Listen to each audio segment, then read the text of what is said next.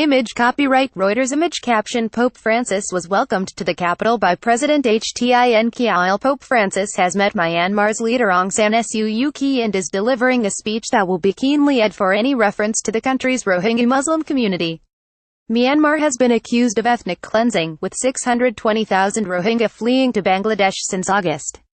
Francis has in the past supported his Rohingya brothers and sisters, but the Catholic Church in Myanmar has urged him not to use the term Rohingya to avoid a backlash against Christians. The 80-year-old Pope is on the second day of a 4-day visit to the country and has traveled from Yangon to the capital, Naypyidaw, to meet Aung San Suu Kyi and deliver his much-anticipated speech. He has been urged by rights groups to pressure the government over its treatment of the Rohingyas. Media playback is unsupported on your device. Media caption Pope Francis is welcomed on his arrival in Myanmar. Myanmar has denied UN accusations that the treatment of the Muslim community amounts to ethnic cleansing. It says the crackdown in Rakhine State, which began after deadly attacks on police posts by Rohingya militants, is to root out violent insurgents. Myanmar's government also rejects the term Rohingya. It labels the Rohingya as Bengalis and says they migrated illegally from Bangladesh so should not be listed as one of the country's ethnic groups. Bangladesh also denies they are its citizens. Ms. Suu Kyi has been criticized for her lack of action. On Monday, the Nobel Peace Prize winner was stripped of the freedom of the English city of Oxford, with local councillors saying they no longer wish to honor those who turned a blind eye to violence. Media playback is unsupported on your device. Media caption Rohingya girls say they were forced into work in Bangladesh in a 40-minute meeting with leaders of the Buddhist, Islamic, Hindu, Jewish and Christian faiths in Yangon, Rangoon. Before flying to Naypyidaw, the Pope stressed that each religion had its riches and traditions. However, Vatican officials who gave a briefing on the meeting made no mention of any reference to the Rohingya.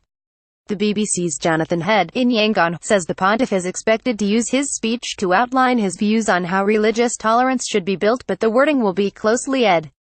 He says the Pope cannot avoid an issue on which he has been blunt in the past, but if he does become too outspoken, the Buddhist majority here will just not listen to him, so he has a very fine line to tread. Kate Vigneswaran, from the human rights group Fortify Rights, told the BBC it was important for the Pope to use the term Rohingya. She said the Myanmar government and military have been trying to compel states for some time and other people not to use the term because they want to call them Bengali interlopers or foreigners.